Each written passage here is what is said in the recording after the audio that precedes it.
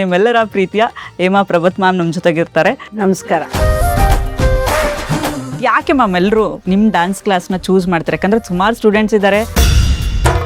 ಇವ್ರು ನಮ್ಮ ಟೀಚರ್ ಅಪ್ಪ ಅಂತ ಹೇಳ್ಕೊಂಡು ಹೆಮ್ಮೆಯಿಂದ ಹೇಳ್ಕೊಬೇಕು. ಸದ್ಯಕ್ಕೆ ಯಾವ ಸಿನಿಮಾಗಳು ಸೀರಿಯಲ್ಗಳು ಏನಾದರೂ ಬರ್ತಿದೆನಾ ಅಥವಾ ಒಪ್ಕೊಳ್ತಿಲ್ವಾ? ಬಟ್ ಈಗಿನ ಟ್ರೆಂಡ್ ಏನಾಗೋಗಿದೆ ಅಂದರೆ ಮೇಡಮ್, ನಿಮ್ದು ಕತೆ ನಿಮ್ಮ ಮೇಲೆ ಹೋಗುತ್ತೆ. ಸರಿ, ಎಷ್ಟು ದಿನ ಅಂತಂದರೆ ಅರ್ಧ ದಿನ ಸಾಕು, ಒಂದಿನ ಸಾಕು ಅಂತಾರೆ. ಇವ್ರು ಫೇಮಸ್ ಇದ್ದಾರಪ್ಪ, ಇವ್ರು ಅಮೇರಿಕಲ್ಲಿ ಮಾಡಿದಾರೆ, ತೊಗೊಂಡು ಬರೋಣ, ವಾಪಸ್ ಕರ್ಕೊಂಡು ಬರೋಣ ಅನ್ನೋ ಕ್ಯಾರೆಕ್ಟ್ರು ನನಗೆ ಬೇಡ. ವೆನ್ ಶಿವರಾಜ್ ಕುಮಾರ್ ಬಂದ ತಕ್ಷಣ ನನಗೆ ಡೈಲಾಗ್ ಬರ್ತಿಲ್ಲ, ಹಿಂಗೆ ಕೈಯೆಲ್ಲ ನಡೀತಿದೆ. ತುಂಬಾ ನೋವು ಆಗ್ತಾ ಇದೆಯಾ? ಇಲ್ಲ, ಅಮೇರಿಕಾದಲ್ಲಿ ಬರುವಂತಹ ಪಾತ್ರ ಅವಾಗೂ ತುಂಬ ಚೂಸಿನೇ ಇದ್ರೆ. ಕನ್ನಡ ಬಹಳ ಸ್ವಾಭಿಮಾನಿ ನಾನು, ಕನ್ನಡ ಪ್ರಿಯ, ಕನ್ನಡ. ಹಾಯ್ ಹಲೋ, ಎಲ್ರಿಗೂ ನಮಸ್ಕಾರ. ನೀವು ನೋಡ್ತಾ ಇದ್ದೀರಾ ಸುಮನ್ ಟಿವಿ ಕನ್ನಡ. ನಾನು ಪೂಜಾ ಶಿವಕುಮಾರ್. ಎಸ್ ವೀಕ್ಷಕರೇ, ಇವತ್ತು ನನ್ನ ಜೊತೆ ಒಬ್ಬರು ತುಂಬ ಸ್ಪೆಷಲ್ ಗೆಸ್ಟ್ ಇದ್ದಾರೆ ಅಂತ ಹೇಳ್ಬೋದು. ಯಾಕಂದರೆ ನನಗೆ she is one of the favourite actress. ಒಂದು ಹಾಡಂತರೂ ಈಗಲೂ ಟ್ರೆಂಡಿಂಗಲ್ಲಿರುತ್ತೆ ಬಿಡಿ, ಯಾವಾಗಲೂ ಟ್ರೆಂಡಲ್ಲಿರುತ್ತೆ. ಈಗಲೂ ನಾವು ರೀಲ್ಸ್ ಸ್ಕ್ರೋಲ್ ಮಾಡ್ತಾ ಇದ್ರೆ ಸಾಕು, ದಿನಕ್ಕೆ ಒಂದು ಸಲ ಆದರೂ ಈ ಸಾಂಗ್ ಕೇಳ್ತಾನೆ ಇರ್ತೀವಿ. 100 ಜನ್ಮಕ್ಕೂ 106 ಜನ್ಮಕ್ಕೂ ಅಂದ ತಕ್ಷಣ ನಮ್ಗೆ ನೆನಪಾಗೋದು ರಮೇಶ್ ಅರವಿಂದ್ ಸರು. ಜೊತೆಗೆ ಅದರಲ್ಲಿ ಬರುವಂತಹ ಮುದ್ದಾದ ಹೀರೋಯಿನ್ನು ಹೇಮಾ ಪ್ರಭತ್ ಮೇಡಮು. ತುಂಬ ಸುಂದರವಾಗಿ ತುಂಬ ಮುದ್ದಾಗಿ ಕಾಣಿಸ್ಕೊಂಡಿದ್ದಾರೆ. ಸೊ ಹಲವಾರು ಸಿನಿಮಾಗಳಲ್ಲಿ ನಟಿಸಿದ್ದಾರೆ. ಬಟ್ ಆದರೂ ಕೂಡ ನಮಗೆ ಈಗಲೂ ಸ್ಟಿಲ್ ರಿಜಿಸ್ಟರ್ ಆಗಿರೋದು ಭೂಮಿಕಾ ಅನ್ನುವಂತಹ ಪಾತ್ರದ ಮೂಲಕ. ನಮಗೆ ಬಹಳಷ್ಟು ಕನೆಕ್ಟ್ ಆಗಿದ್ದಾರೆ. ಈವನ್ ಪರ್ಸ್ನಲಿ ನನಗೂ ಕನೆಕ್ಟ್ ಆಗಿದ್ದಾರೆ ಅವರು. ಎಸ್, ಅವರೇ ನಿಮ್ಮೆಲ್ಲರ ಪ್ರೀತಿಯ ಹೇಮಾ ಪ್ರಭತ್ ಮ್ಯಾಮ್ ನಮ್ಮ ಜೊತೆಗಿರ್ತಾರೆ. ಹಾಯ್ ಮ್ಯಾಮ್, ನಮಸ್ತೆ. ನಮಸ್ಕಾರ. ಹೇಗಿದ್ದೀರಾ? Super. Yes, you are always super. ನಾನು ಏನೇ ಸೂಪರ್. ಎಸ್ ಮ್ಯಾಮ್, ನಿಮ್ಮ ಡ್ಯಾನ್ಸ್ ಕ್ಲಾಸ್ ನೋಡ್ತಿದ್ದೆ. ಹೆಂಗೆ ನಡೀತಾ ಇದೆ ಲೈಫು? ಹೆಂಗೆ ನಡೀತಿದೆ ಡ್ಯಾನ್ಸ್ ಕ್ಲಾಸು? ಹೇಳಿ. ಡಾನ್ಸ್ ಕ್ಲಾಸ್ ಹೇಗ್ ನಡೀತಿದೆ ಅಂದ್ರೆ, ಡಾನ್ಸೇ ನಮ್ ಲೈಫ್ ಹಂಗಿದೆ.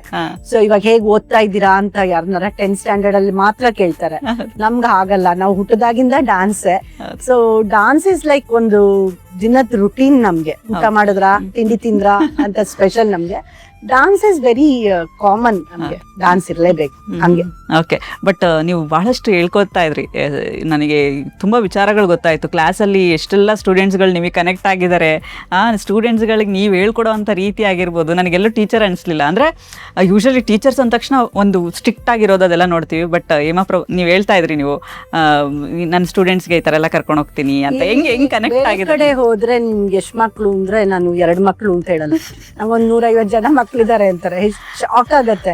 ಅಂದ್ರೆ ನಮ್ಮ ಸ್ಟೂಡೆಂಟ್ಸ್ನ ನಾನು ಯಾವತ್ತೂ ಬೇರೆಯವ್ರ ಮಕ್ಕಳು ಬರ್ತಾರೆ, ಫೀಸ್ ಕೊಡ್ತಾರೆ, ಕಲ್ತ್ಕೊಂಡು ಹೋಗ್ತಾರೆ ಅನ್ನೋದಿಲ್ಲ. ಒನ್ಸ್ ನಮ್ಗೆ ಇಲ್ಲಿ ನಮ್ಮ ಸುಕೃತಿಲಿ ಸೇರ್ಕೊಂಡ ತಕ್ಷಣ ನನ್ನ ಮಕ್ಕಳೇ ಅವರು. ಸೊ ನನ್ನ ಮಕ್ಕಳು ಅಂತಾನೆ ನಾನು ಅವ್ರನ್ನ ಕನ್ಸಿಡರ್ ಮಾಡೋದು. ಆಮೇಲೆ ಇಲ್ಲಿ ನಾನು ವೆರಿ ಸ್ಟ್ರಿಕ್ಟ್. ನಾನು ಅಷ್ಟು ಒಳ್ಳೆ ಟೀಚರ್ ಅಂದ್ರೆ ಈಸಿ ಬಿಟ್ ಟೀಚರ್ ಅಲ್ಲ.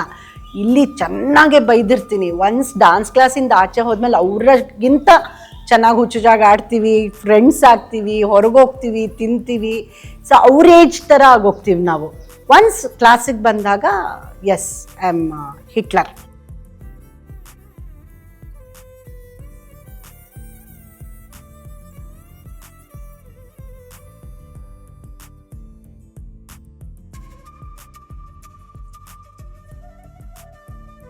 ಅದು ನೀವು ನಮ್ಮ ಸ್ಟೂಡೆಂಟ್ಸ್ನ ಅಥವಾ ಪೇರೆಂಟ್ಸ್ನ ಕೇಳಬೇಕು. ನನಗೆ ಗೊತ್ತಿಲ್ಲ ನನ್ನೇ ಯಾಕೆ ಚೂಸ್ ಮಾಡ್ತಾರೆ ಅಂತ. ಬಟ್ ಹಾಗೇನಿಲ್ಲ, ಇವಾಗ ತುಂಬ ಜನ ಒಳ್ಳೆ ಟೀಚರ್ ಇದ್ದರೆ, ಚೆನ್ನಾಗಿ ಹೇಳ್ಕೊಡ್ತಾರೆ ಅಂದರೆ ಅವ್ರಿಗೂ ಸ್ಟೂಡೆಂಟ್ಸ್ ತುಂಬ ಜನ ಇರ್ತಾರೆ. ಮೋರೋವರ್ ನಾವು ಟೆಕ್ನಿಕಲಿ ನಾವೇನು ಕಲಿಯೋಕ್ಕಾಗಲಿಲ್ಲ, ಬೇರೆ ಥರ ಥಿಯರಿ ಆಗಿರ್ಬೋದು ಅಥವಾ ಬೇರೆ ಇನ್ಯಾವುದಾರ ಆಗಿದ್ರೆ ನಮ್ಮ ಮಕ್ಳಿಗೆ ಹಾಗಾಗಬಾರ್ದು ಅಂದ್ಬಿಟ್ಟು ನಾವು ಕಷ್ಟಪಡ್ತೀವಿ. ಇವತ್ತಿಗೂ ನನ್ನ ಇನ್ಸ್ಟಿಟ್ಯೂಟ್ಗೆ 26 ವರ್ಷ ಆದರೂ ಈಚ್ ಡೇ ನನ್ನ ಮಕ್ಳಿಗೆ ಹೇಳ್ಕೊಡ್ಬೇಕಾದ್ರೆ ನಾನೇನೋ ಕಲಿತಾ ಇರ್ತೀನಿ. ನಾನು ಅವಾಗ ಕಲ್ತ್ಬಿಟ್ಟೆ, ನಾನು ಎಲ್ಲ ನಂಗೆ ಬಂತು ನಿಮ್ಗೆ ಹೇಳ್ಕೊಟ್ಬಿಡ್ತೀನಿ, ಇಲ್ಲ. ಎವ್ರಿ ಡೇ ನಾನು ನಿಮ್ಗೆ ಹೇಳ್ಕೊಡ್ಬೇಕಾದ್ರೆ ನಾನೇನೋ ಪಾಯಿಂಟ್ ಕಲ್ತಿರ್ತೀನಿ. ಆ ಕಲಿಯೋ ಮೈಂಡ್ಸೆಟ್ ನಮಗಿದ್ರೆ ನಾವು ಚೆನ್ನಾಗೂ ಹೇಳ್ಕೊಡ್ತೀವಿ, ನೆಕ್ಸ್ಟ್ ಅಪ್ಗ್ರೇಡ್ ಆಗ್ತೀವಿ. ಈಗಿನ ಮಕ್ಕಳು ತುಂಬ ಶಾರ್ಪ್. ಯಾಕೆ ಅನ್ನೋ ಪ್ರಶ್ನೆ ಕೇಳ್ತಾರೆ. ನಾವು ಕೇಳ್ತಿರ್ಲಿಲ್ಲ ಭಯಕ್ಕೆ, ಅಯ್ಯೋ ಕೇಳಿದ್ರೆ ಬೈತಾರಪ್ಪ ಅಂತ. ಈಗ ಏನೇ ಹೇಳಿದ್ರು ಯಾಕೆ, ಅದಕ್ಕೆ ಪ್ರೂಫ್ ಏನು, ಕತೆ ಹೇಳಿ ಅಂತ ಹೇಳ್ತಾರೆ. ನಮ್ಗೆ ಅದು ತಿಳ್ಕೊಂಡಿರ್ಬೇಕು ನಾವು. ಇಲ್ಲ ಅಂದರೆ ಬೆಬ್ಬೆಬ್ಬ ಅಂದರೆ ಇವ್ರಿಗೇನು ಗೊತ್ತಿಲ್ಲ ಅಂತ ಹೇಳಿ ಹೊರಟೋಗ್ತಾರೆ. ಸೊ ನಾವು ಅಪ್ಗ್ರೇಡ್ ಆಗ್ತಾನೇ ಇರಬೇಕು. ನಾಟ್ ಓನ್ಲಿ ಥಿಯರಿ, ಇದು ಟೆಕ್ನಾಲಜಿಲಿ ನಾವು ಇಂಪ್ರೂವ್ ಆಗಬೇಕು. ಸೊ ಅದೆಲ್ಲ ಇದ್ದು ಜನಕ್ಕೆ ಇಷ್ಟ ಆಗಬೇಕು ನಾವು ಪರ್ಫಾರ್ಮ್ ಮಾಡೋದು. ಆ್ಯಂಡ್ ನಾವು ಮಾಡ್ತಾ ಇರೋದು ಗೊತ್ತಾಗಬೇಕು. ಸುಮ್ಮನೆ ಬಂದು ಡಾನ್ಸ್ ಹೇಳ್ಕೊಡೋದಲ್ಲ, ನಾವು ತೋರಿಸ್ಬೇಕು ನಾವೇನು ಮಾಡ್ತೀವಿ, ನಾವು ಯಾವ ಥರ ಹೇಳ್ಕೊಡ್ತಾ ಇದ್ದೀವಿ ಅಂತ. ಸೊ ಇವಾಗ social media is very helpful. ಆ ಥರ ನೋಡೋಕ್ಕೆ ಹೋದರೆ ಬೇರೆ ಥರ ಉಪಯೋಗಿಸದೆ ಈ ಥರದಲ್ಲಿ ನಾವು ಪ್ರಮೋಟ್ ನಾವೇ ಮಾಡ್ಕೋಬೇಕು ನಮ್ಮನ್ನು. ಸೊ ಒಳ್ಳೆ ಕೆಲಸ ಮಾಡ್ತಾ ಇದ್ದೀವಿ ಅಂತ ತೋರಿಸಿದ್ರೆ ನೀವು ಯಾವ ಪಬ್ಲಿಸಿಟಿನೂ ಬೇಡ, ಜನ ನಿಮ್ಮನ್ನು ನೋಡ್ಕೊಂಡು ಬರ್ತಾರೆ. ಹೌದು, ಓಕೆ. ಬಟ್ ತುಂಬ ಆಕ್ಯುಪೈಡ್ ಅನ್ಸುತ್ತೆ, ಬಿಕಾಸ್ ಮ್ಯಾಮ್ ಸಿಕ್ಕಾಪಟ್ಟೆ ಬ್ಯುಸಿ ಇರ್ತಾರೆ. ಮ್ಯಾಮ್ ಎಲ್ಲ ಇರಬೇಕಲ್ವಾ ಮನುಷ್ಯ ಅಂದರೆ. ಎಷ್ಟು ದಿನ ಇರ್ತಾನೋ ಅಷ್ಟು ಜನ. ನನಗೆ ಇನ್ಸ್ಪಿರೇಷನ್ ಶಂಕರ್ ನಾಗ್ ಅವರು. ಸೊ ಶಂಕರ್ ನಾಗ್ ಅವ್ರು ಇವತ್ತಿದ್ದಿದ್ರೆ ನಮ್ಮ ಬೆಂಗಳೂರು ಎಲ್ಲಿಗೆ ಹೊಟ್ಟೋಗಿರೋದು, ನಮ್ಮ ಸಿನಿಮಾ ಲ್ಯಾಂಡ್ ಎಲ್ಲಿಗೆ ಹೋಗಿರೋದು. ಸೊ ನಾನು ಅವ್ರನ್ನ ನಾಪಿಸ್ಕೋತೀನಿ. ಅವ್ರು 5 ನಿಮಿಷ ವೇಸ್ಟ್ ಮಾಡ್ತಿರ್ಲಿಲ್ವಂತೆ. ರೆಸ್ಟ್ ತೊಗೊಳಕ್ಕೆ ಸಿಗತ್ತೆ ನಮಗೆ ಟೈಮು. 70-80 ವರ್ಷ ಆದಮೇಲೆ ರೆಸ್ಟ್ ತೊಗೊಳ್ಳೋಣ. ಬಟ್ ಈಗ ಯಾಕೆ ಟೈಮ್ ವೇಸ್ಟ್ ಮಾಡ್ತೀಯಾ? ಸೊ ಸಿಕ್ಕಿರೋ ಟೈಮಲ್ಲಿ ನಾವು ಚೆನ್ನಾಗಿ ಕೆಲಸ ಮಾಡಿಬಿಡ್ತೀವಿ. ಏನಾರು ಕೂತ್ಕೊಂಡ್ರೆ ಮೈಂಡ್ ಸೆಟ್ ಎಲ್ಲೋ ಹೋಗುತ್ತೆ, ಏನೋ ಯೋಚನೆ ಮಾಡ್ತೀವಿ, ಬೇಡದಿರೋ ಕೆಲಸ ಮಾಡ್ತೀವಿ, ಬೇಡದಿರೋದೇನೋ ಯೋಚನೆ ಮಾಡ್ತೀವಿ. ಅದ್ರ ಬದಲು ಇರೋ ಟೈಮು ನಮಗೆ ಸಿಕ್ಕಿದಾಗ ನಾವು ಅದನ್ನು ಯುಟಿಲೈಸ್ ಮಾಡ್ಕೊಂಬಿಡ್ಬೇಕು. ನಾವು ಆದಷ್ಟು ಇಬ್ಬರೂ ಬ್ಯುಸಿ ಆಗಿರೋಕ್ಕೆ ನಾವು ಟ್ರೈ ಮಾಡ್ತೀವಿ. ವಾರಕ್ಕೊಂದಿನ ಏನೋ ಒಂದು 2-3 ಅವರ್ಸ್ ಒಂದು ಸ್ವಲ್ಪ ರೆಸ್ಟ್ ತಗೊಳಕ್ಕೆ ಟ್ರೈ ಮಾಡ್ತೀವಿ. ಬಟ್ ನಮಗೆ ಇಬ್ರಿಗೂ ಕೆಲಸ ಮಾಡೋಕ್ಕೆ ಇಷ್ಟ. Okay, that's so nice ma'am. ಇನ್ನು ನಾವು ವೇಟ್ ಮಾಡ್ತಾ ಇದ್ದೀವಿ, ಸೀರಿಯಲ್ಲು ಸಿನಿಮಾ ಯಾವಾಗ ಮಾಡ್ತಾರೆ ಮ್ಯಾಮ್, ಮತ್ತೆ ಕಮ್ಬ್ಯಾಕ್ ಯಾವಾಗ ಮಾಡ್ತಾರೆ ಅಂತೇಳಿ. ಕಮ್ ಬ್ಯಾಕ್ ಅಂತ ಅನ್ನೋಕ್ಕೆ ನಾನು ಎಲ್ಲೂ ಓಡೋಗಿಲ್ಲ, ವಾಪಸ್ ಬರೋಕ್ಕೆ ಇಲ್ಲೇ ಇದ್ದೀನಿ. ಬಟ್ ನನಗೆ ನನ್ನ ಮೊದಲಿಂದನೂ ಬಹಳ ಚೂಸಿ. ನನಗೆ ಏನೇ ನೀವು ಕ್ಯಾರೆಕ್ಟ್ರು ಕೊಟ್ಟರೆ ಫಸ್ಟು ನನಗೆ ಅದು ಅಪೀಲ್ ಆಗಬೇಕು. ಎಸ್, ಈ ಥರ ಇದೆ ಕತೆ ಅನ್ನಿಸ್ಬಾರ್ದು, ನೈಜತೆ ಇರಬೇಕು ಅದಲ್ಲಿ. ನನಗದು ಕರೆಕ್ಟ್ ಅನ್ನಿಸ್ಬೇಕು. ನನಗೆ ಕರೆಕ್ಟ್ ಅನ್ನಿಸ್ದಾಗ ನಾನು ಕರೆಕ್ಟಾಗಿ ಆ್ಯಕ್ಟ್ ಮಾಡ್ತೀನಿ. ಆವಾಗ ನಿಮ್ಮ ಮನಸ್ಸಿಗೆ ಅದು ಕೂರತ್ತೆ. ಇಲ್ಲಾಂದರೆ ಅದೊಂಥರ ಫಿಲ್ಮಿ ಆಗೋಗತ್ತೆ ಏನೇ ಮಾಡಿದ್ರು. ಕಥೆಯಲ್ಲಿ ನೈಜತೆ ಇರಬೇಕು. ಹಾಗೆ ನನ್ನ ಪಾತ್ರದಲ್ಲಿ ಬಹಳ ಒಂದು ಏನಂತಾರೆ ಇಂಪಾರ್ಟೆನ್ಸ್ ಇರಬೇಕು ಆ ಕ್ಯಾರೆಕ್ಟ್ರಿಗೆ. ಆ ಥರ ಇದ್ದರೆ ನಾನು ಮೊದಲಿಂದನೂ ತುಂಬ ಚೂಸಿ. ಇವಾಗಲೂ ಹಾಗೆ. ಚೆನ್ನಾಗಿತ್ತು ಅಂದರೆ ಮಾಡ್ತೀನಿ, ಇಲ್ಲ ಅಂದರೆ ಆರಾಮಾಗಿರ್ತೀನಿ. ಸದ್ಯಕ್ಕೆ ಯಾವ ಸಿನಿಮಾಗಳು, ಸೀರಿಯಲ್ಗಳು ಏನಾದರೂ ಬರ್ತಿದೆನಾ ಅಥವಾ ಒಪ್ಕೊಳ್ತಿಲ್ವಾ? ಸಿನಿಮಾ ಎಸ್ ಇವಾಗ ಬರುತ್ತೆ, ತುಂಬ ಬೇರೆ ಥರ ಬರುತ್ತೆ. ಅಂದರೆ ಮುಂಚೆ ನಾವು ಮಾಡಬೇಕಾದ್ರೆ ಅಟ್ಲೀಸ್ಟ್ 1 ತಿಂಗಳು 2 ತಿಂಗಳು ಅದೆಲ್ಲ ಸಿನಿಮಾ ಮಾಡಿದ ಅಭ್ಯಾಸ ನಮಗೆ. ಆಮೇಲೆ ಇವಾಗ ಅಫ್ಕೋರ್ಸ್ ಸಪೋರ್ಟಿಂಗ್ ಕ್ಯಾರೆಕ್ಟರ್ ಅಂದರೆ ಅಷ್ಟೊಂದು ದಿನ ಇರಲ್ಲ. ಒಂದು 10 ದಿನ ಕೇಳ್ಬೋದು ಅಥವಾ 1 ವಾರ, ಆ ಥರ 10 ದಿನ ಅಂತೂ ಇರತ್ತೆ ಅಂದ್ಕೊಂಡಿದ್ದೆ. ಬಟ್ ಈಗಿನ ಟ್ರೆಂಡ್ ಏನಾಗೋಗಿದೆ ಅಂದರೆ, ಮೇಡಮ್ ನಿಮ್ಮದು ಕತೆ ನಿಮ್ಮ ಮೇಲೆ ಹೋಗುತ್ತೆ, ನೀವೇ ಇಂಪಾರ್ಟೆಂಟು, ಹೀರೋ ಹೀರೋಯಿನ್ ಬಿಟ್ಟರೆ ನೀವೇ ಅಂತಾರೆ.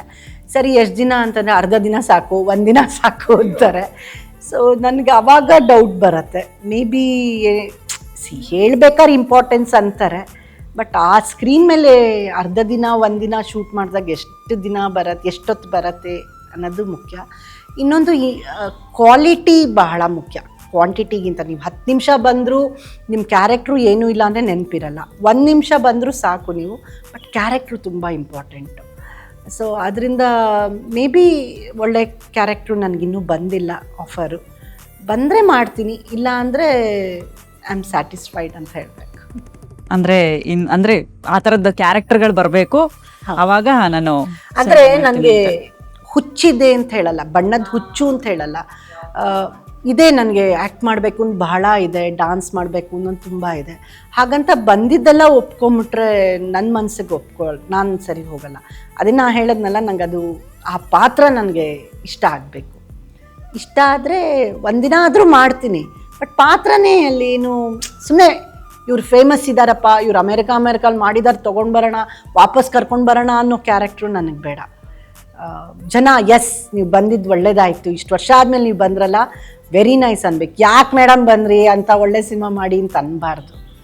ಸೊ ಅದರಿಂದ ಕಾಯ್ತೀನಿ. ಒಳ್ಳೆ ಕ್ಯಾರೆಕ್ಟ್ರು ಬಂದರೆ ಖಂಡಿತ ಮಾಡ್ತೀನಿ, ಇಲ್ಲ ಅಂದರೆ ನಾನು ನಮ್ಮ ಡಾನ್ಸಲ್ಲೇ ಫುಲ್ ಬ್ಯುಸಿ ಇದ್ದೀನಿ, ಆರಾಮಾಗಿದ್ದೀನಿ. ಇನ್ನು ಅಮೇರಿಕಾದಲ್ಲಿ ಬರುವಂತಹ ಪಾತ್ರ ಅವಾಗೂ ತುಂಬ ಚೂಸಿನೇ ಇದ್ರ ಅಥವಾ ಹೇಗೆ ಅಂತ ಕತೆ ಹೇಳಿದಾಗ ಹೇಗಿತ್ತು ಅಂತ? ನನಗೆ ಮೊದಲಿಂದನೂ ಯಾರೂ ನನಗೆ ಇದು ನಮ್ಮ ತಂದೆ ತಾಯಿ ಆಗಲಿ ಯಾರೂ ಆಗಲಿ ಹೇಳಿಲ್ಲ ನೀನು ಹೀಗೆ ಮಾಡಬೇಕು ಇದು ಅಂತ. ಒಂದು ನನಗೆ ಕನ್ನಡ ಬಹಳ ಸ್ವಾಭಿಮಾನಿ, ನಾನು ಕನ್ನಡ ಪ್ರಿಯೆ. ಬೇರೆ ಭಾಷೆನ ನಾನು ಯಾವತ್ತೂ ದ್ವೇಷಿಸಲ್ಲ, ಗೌರವಿಸ್ತೀನಿ. ಆದರೆ ನಾನು ಮಾಡಿದ್ರೆ ಕನ್ನಡದಲ್ಲೇ ಅಭಿನಯ ಮಾಡಬೇಕು ಅನ್ನೋದು ನನ್ನ ಮನಸ್ಸಿಗೆ ಬಂದ್ಬಿಟ್ಟಿದೆ. ಯಾರೂ ನಿಮಗೆ ಹೇಳ್ಕೊಟ್ಟಿಲ್ಲ ಹೀಗೆ ಮಾಡಿ ಅಂತ, ನನ್ನ ಒಂದು ಸ್ವಂತತೆ ಅದು. ಇನ್ನೊಂದು, ನಾನು ಏನೇ ಪಾತ್ರ ಮಾಡಿದ್ರೂ 4 ಜನಕ್ಕೆ ಇನ್ಸ್ಪೈರ್ ಆಗಬೇಕು, ಅದು ತೊಂದರೆ ಆಗಬಾರ್ದು, ಆದರೆ ಇನ್ಸ್ಪೈರ್ ಆಗಬೇಕು. ಒಂದು, ನಾನು ಭಾರತೀಯಳು, ಕನ್ನಡಿಗಳು, ಆಮೇಲೆ ನನಗೆ ನಾ ಹೇಳ್ದಂಗೆ 100-150 ಜನ ಮಕ್ಕಳಿದ್ದಾರೆ. ಆ ಮಕ್ಕಳಿಗೆ ನಾ ಮಾಡೋದು ಹೆಮ್ಮೆ ಆಗಬೇಕು. ಇವ್ರು ನಮ್ಮ ಟೀಚರಪ್ಪ ಅಂತ ಹೇಳ್ಕೊಂಡು ಹೆಮ್ಮೆಯಿಂದ ಹೇಳ್ಕೊಬೇಕು. ನಾಳೆ ನನ್ನ ಮಕ್ಕಳು ಸಿನಿಮಾ ನೋಡಿದಾಗ ಇವ್ರು ನಮ್ಮಮ್ಮ ಅಂತ ಅವ್ರ ಫ್ರೆಂಡ್ಸ್ ಜೊತೆ ಹೆಮ್ಮೆಯಿಂದ ಹೇಳ್ಕೊಬೇಕು. ಅದೆಲ್ಲ ನನಗೆ ಹೇಗೆ ಬಂತು ಗೊತ್ತಿಲ್ಲ, ನನಗೆ ಮನಸ್ಸಲ್ಲಿ ಇತ್ತು. ಆದ್ದರಿಂದ ತುಂಬ ರಿಸ್ಟ್ರಿಕ್ಟೆಡ್ ಆಗಿ ನನಗೆ ಇಷ್ಟ ಆಗೋವಂಥ ಪಾತ್ರ, ನನಗೆ ಸೂಟ್ ಆಗೋವಂಥ ಪಾತ್ರ, ಮುಖ್ಯವಾಗಿ ನನ್ನ ಫ್ಯಾಮಿಲಿ ಬ್ಯಾಕ್ಗ್ರೌಂಡ್. ಪ್ರಭಾತ್ ಅನ್ನೋದು ವೆರಿ ಕಲ್ಚರ್ಡ್ ಅಂದರೆ ನಮ್ಮ ಕಲೆಗೆ ಸೀಮಿತವಾದಂಥ ಇದು ಫ್ಯಾಮಿಲಿ. ಆ ಫ್ಯಾಮಿಲಿಗೆ ಯಾವುದೇ ಥರದ ಒಂದು ಕಳಂಕ ಬರಬಾರ್ದು. ನಮ್ಮದು ಏನು ಹೇಳ್ತಾರೆ, ಕಲೆ, ಹರಿಕತೆ, ನಾಟಕ, ಸಂಗೀತ, ಈ ಥರದಿಂದ ಬಂದಿರೋವಂಥ ಒಂದು ಕುಟುಂಬ ನಮ್ಮ ಮನೇಲಿ. ತುಂಬ ಕಷ್ಟಪಟ್ಟು ಈ ಕುಟುಂಬನ, ಒಂದು ಕಲೆ ಸಂಸಾರನ ಶುರು ಮಾಡಿದ್ದು.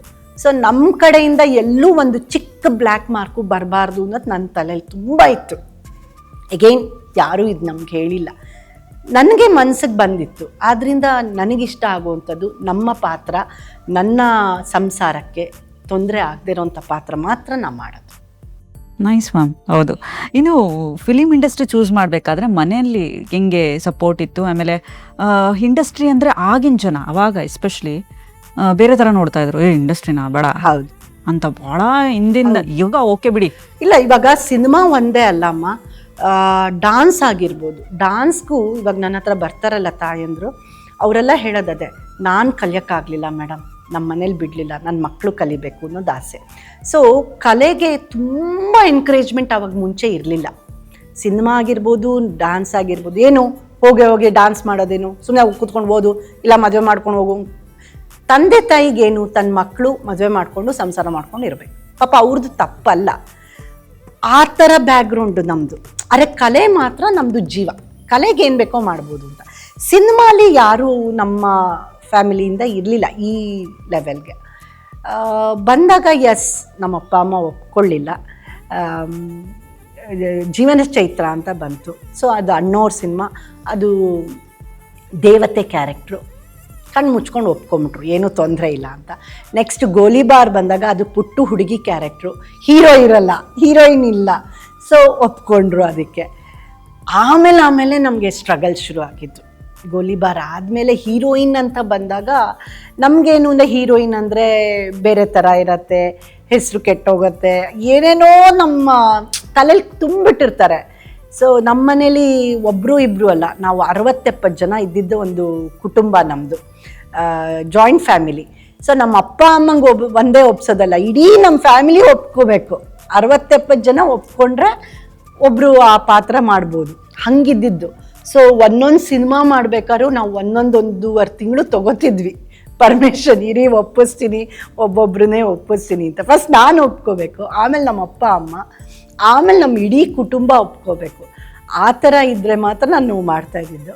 ಸೊ ಎಸ್, ನಾನು ಮಾಡಿರೋ ಪಾತ್ರ ಎಲ್ಲ ಹೋಪ್ಫುಲಿ ನಮ್ಮ ಇಡೀ ಕುಟುಂಬಕ್ಕೆ ಹೆಮ್ಮೆ ತರುವಂಥ ಪಾತ್ರನೇ ನಾನು ಮಾಡಿದ್ದೀನಿ. ಯಾವತ್ತೂ ನಾವು ಕೆಟ್ಟ ಹೆಸರು ಬರೋಂಗೆ ಯಾವ ಪಾತ್ರನೂ ನಾವು ಮಾಡಿಲ್ಲ. ಮೇ ಬಿ ಅದಕ್ಕೋ ಏನೋ ಒಂದು 2-3 ಸಿನಿಮಾ ಆದಮೇಲೆ ಅವರು ಎನ್ಕರೇಜ್ ಮಾಡಿದ್ರು. ಆಮೇಲೆ ನನಗೆ ಬಂದಿರೋ ಸಿನಿಮಾಗಳು ಅಷ್ಟೇ, ಈ ಕುಟುಂಬದಿಂದ ಬಂದವಳು, ಸೊ ಇವಳಿಗೆ ಈ ಥರ ಪಾತ್ರನೇ ಕೊಡಬೇಕು ಅನ್ನೋದು ಒಂದಿತ್ತು. I am blessed. ಹೌದು. ಇನ್ನು ಅಮೇರಿಕಾಗೆ ಹೋಗ್ಬೇಕು ಅಂದರೆ ಅದು ದೊಡ್ಡ ವಿಚಾರ ಮೇಡಮ್. ಅವಾಗ ಅಮೇರಿಕಾ ಅಂದರೆ ನಮಗೆ ಏನು ಅಂದರೆ ಎಲ್ಲೋ ಒಂದು ಆಕಾಶದ ಮೇಲೇ ಕರ್ಕೊಂಡು ಹೋಗ್ಬಿಡ್ತಾರೆ ಅನ್ನೋ ಥರ ಆಗ ಟ್ರೀಟ್ ಮಾಡೋರು ಅಮೇರಿಕಾ. ಅಮೇರಿಕಾಗೆ ನಾವು ಹೋಗಿ ಬಂದ್ಬಿಟ್ಟಿದ್ವಿ. ನಮಗೆ ಅಮೇರಿಕಾ ಅನ್ನೋ ಒಂದು ಅದ್ಭುತವಾದ ಲೋಕ ಇದೆ ಅನ್ನೋದು ನಮಗೆ ಗೊತ್ತಿತ್ತು. ನಾವು ಡಾನ್ಸ್ ಪ್ರೋಗ್ರಾಮ್ಗೆ ಹೋಗಿ ಬಂದಿದ್ವಿ. ಅಲ್ಲಿ ಪ್ರಾಬ್ಲಮ್ ಏನಾಗಿದ್ದು ಅಂದರೆ, 10 ನಿಮಿಷ ನಾ ಸ್ಕೂಲು ಕಾಲೇಜಿಂದ ಲೇಟಾಗಿ ಬಂದ ನಮ್ಮ ತಂದೆ ಬರೋರು, ಯಾಕೆ ಬಂದಿಲ್ಲ ಅಂದ್ಬಿಟ್ಟು ಬಂದು ಕರ್ಕೊಂಡು ಹೋಗೋರು. ಅಂಥವ್ರು ಇಲ್ಲಿನ ಸಿನಿಮಾಗಳ ಶೂಟಿಂಗ್ ಆದರೆ ನಮ್ಮ ಅಪ್ಪ ಅಥವಾ ನಮ್ಮ ಅಮ್ಮ ಬರೋರು, ಬೇರೆ ಊರಂದ್ರೂ ಬರೋರು, ದೇಶಕ್ಕೆ ಬೇರೆ ಕಳಿಸ್ಬೇಕು ಅಂದರೆ ಯಾವ ತಂದೆ, ಅದನ್ನು ಆ ಥರ ಇರೋರು. ಸಾಧ್ಯವೇ ಇಲ್ಲ ಅಂತಂದ್ಬಿಟ್ರು. ನೀವೇನು ಸಿನಿಮಾ ಆದರೂ ಮಾಡಿ ಏನಾದರೂ ಕಳಿಸಲ್ಲ ಅಂತ. ಬೇರೆ ದೇಶ. 2 ತಿಂಗಳು ಆಮೇಲೆ ದತ್ತಣ್ಣ ಹೇಳಿದ್ರು, ನಾನು ನೋಡ್ಕೋತೀನಿ ಹುಡುಗಿನ, ಚಿಂತೆ ಮಾಡಬೇಡಿ ಅಂತ. ದತ್ತಣ್ಣ ತುಂಬ ಚೆನ್ನಾಗಿ ಗೊತ್ತಿತ್ತು ನಮ್ಮ ತಂದೆ ತಾಯಿ. ದತ್ತಣ್ಣನಿಂದ ನಂಗೆ ಈ ಪಾತ್ರ ಸಿಕ್ಕಿತ್ತು. ದತ್ತಣ್ಣನಿಂದ ನಾನು ಅಮೆರಿಕಾಗೆ ಹೋಗಿ ಶೂಟ್ ಮಾಡೋಂಗಾಯಿತು. ಸೊ ಆ ಒಂದು ಧೈರ್ಯದ ಮೇಲೆ ನಮ್ಮ ತಂದೆ ತಾಯಿ ಒಪ್ಕೊಂಡು ಕಳಿಸಿದ್ದು.